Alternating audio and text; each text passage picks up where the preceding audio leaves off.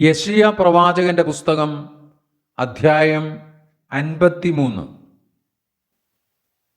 ഞങ്ങൾ കേൾപ്പിച്ചത് ആർ വിശ്വസിച്ചിരിക്കുന്നു? യഹോവയുടെ ഭുജം ആർക്കു വെളിപ്പെട്ടിരിക്കുന്നു? അവൻ ഇളയ തൈ പോലെയും വരണ്ട നിലത്തുനിന്ന് വേർമുളയ്ക്കുന്നത് പോലെയും അവന്റെ മുമ്പാകെ വളരും. അവന് രൂപഗുണമില്ല, കോമളത്വമില്ല, കണ്ടാൽ ആഗ്രഹിക്കത്തക്ക സൗന്ദര്യവുമില്ല. അവൻ മനുഷ്യരാൽ നിന്ദിക്കപ്പെട്ടും ത്യജിക്കപ്പെട്ടും വ്യസനപാത്രമായും രോഗം ശീലിച്ചവനായും ഇരുന്നു. അവനെ കാണുന്നവർ മുഖം മറച്ചു കളയത്തക്കവണ്ണം അവൻ നിന്ദിതനായിരുന്നു. നാം അവനെ ആദരിച്ചതുമില്ല.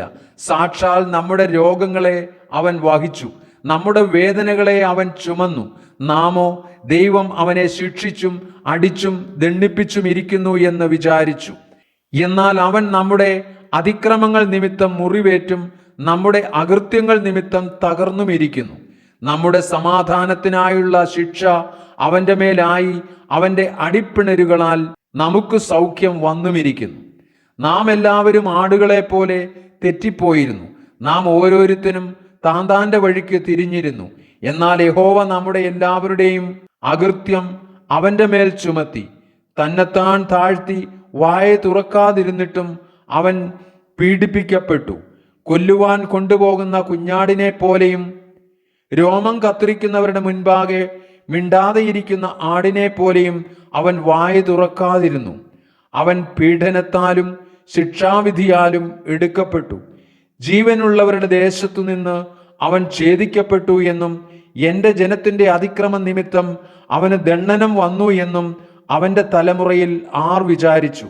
അവൻ സാഹസം ഒന്നും ചെയ്യാതെയും അവന്റെ വായിൽ വഞ്ചന ഒന്നുമില്ലാതെയും ഇരുന്നിട്ടും അവർ അവന് ദുഷ്ടന്മാരോടുകൂടെ ശവക്കുഴി കൊടുത്തു. അവന്റെ മരണത്തിൽ അവൻ സമ്പന്നന്മാരോടുകൂടെ ആയിരുന്നു. എന്നാൽ അവനെ തകർത്തുകളവാൻ യഹോവയ്ക്ക് ഇഷ്ടം തോന്നി. അവൻ അവന് കഷ്ടം വരുത്തി.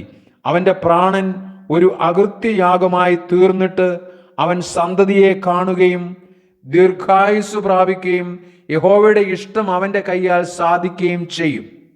അവൻ തൻ്റെ പ്രയത്നഫലം കണ്ട് തൃപ്തനാകും.